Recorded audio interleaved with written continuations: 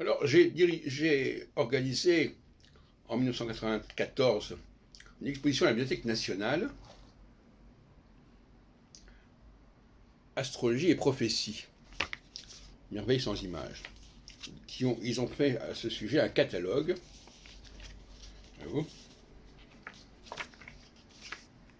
qui est d'ailleurs toujours en ligne, toujours disponible sur place. Voilà. C'est pour dire que vous avez aussi une belle affiche que j'ai déjà montrée plusieurs reprises, mais qui reprend à peu près ce dessin. C'est pour dire que dans le milieu astrologique, j'ai obtenu des positionnements assez flatteurs. Outre celui-là,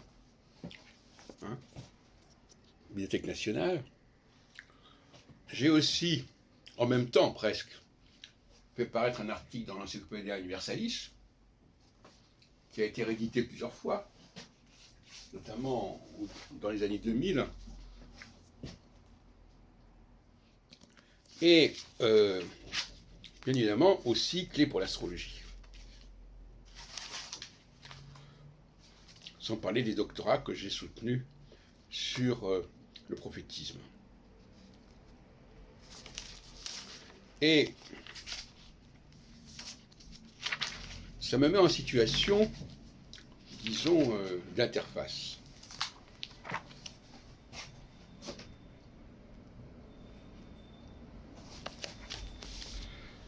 Maintenant, cet article est en ligne sur le site de l'Encyclopædia Universalis. En 1999, j'ai soutenu une thèse de doctorat d'État sur le texte prophétique en France, à Nanterre, Paris 10, et en 2007, un postdoctorat sur le nostradamisme critique au XVIIe siècle. Parce que, en ce qui me concerne, il y a 4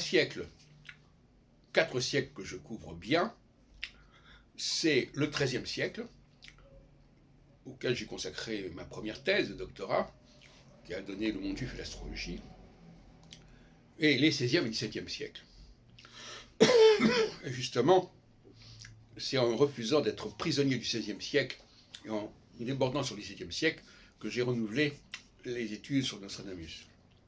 Et puis alors, également, le XIXe et le XXe siècle, avec mes bouquins sur notamment la vie astrologique il y a 100 ans, la vie astrologique l'année 30-50, et puis aussi, bien sûr, la question des protocoles des sages de Sion, qui appartiennent à la charnière du XXe siècle, etc., avec l'aspect sioniste.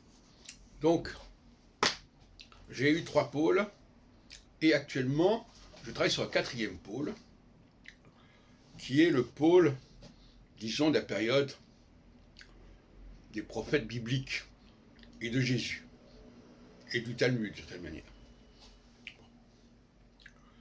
Donc c'est un autre pôle que j'explore actuellement, et qui m'a permis de développer tout un travail sur la question de la Nouvelle Alliance, et sur le syncrétisme biblique et judaïque entre Israël et la Judée, etc. Voilà.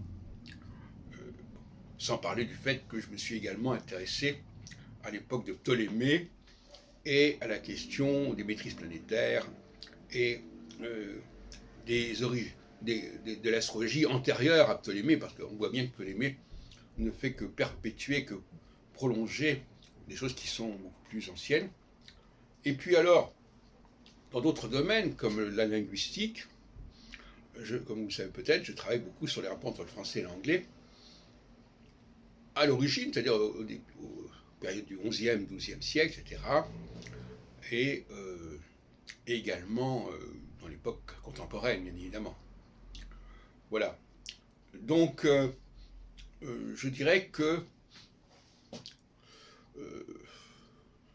j'ai quand même une dimension d'historien assez marquée, et que d'aucuns veulent me réduire à quelqu'un qui organisait des congrès d'astrologie, etc. et qui vont dire c'est un astrologue qui est devenu historien, ce qui est de la pure diffamation.